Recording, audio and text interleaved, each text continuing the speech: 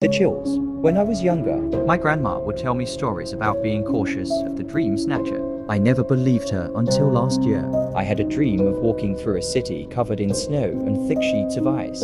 In the midst of it all, I saw him only his eyes were visible, cold like the outside. those eyes seemed to peer into my soul, freezing my heart, and I felt myself being pulled closer as everything around me started to warm. Then I shot up from my bed, drenched in cold sweat. Thankfully, it was a reasonable time to wake up. I got up and started getting dressed for the day. But suddenly I felt chills running down my spine, as if someone had breathed on me or placed a hand on my back. I spun around and called out, "Who's there?" Silence answered back. I brushed it off and finished getting ready. But when I grabbed my car keys, I noticed they were cold, despite being mid-July. I tried not to think much of it as I got into my car and drove to work.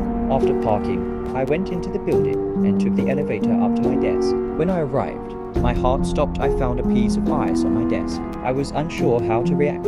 I remembered my grandma saying, If you find anything cold for no reason or ice, come to me. so I turned around, took the elevator back down, and got into my car to drive to my grandma's house. As soon as I stepped inside, I felt an unusual warmth, even warmer than usual. my grandma looked at me with concern and said, "He was in your dream today, wasn't he?" Staring at her in disbelief, I finally managed to ask, Him? Yes, she replied.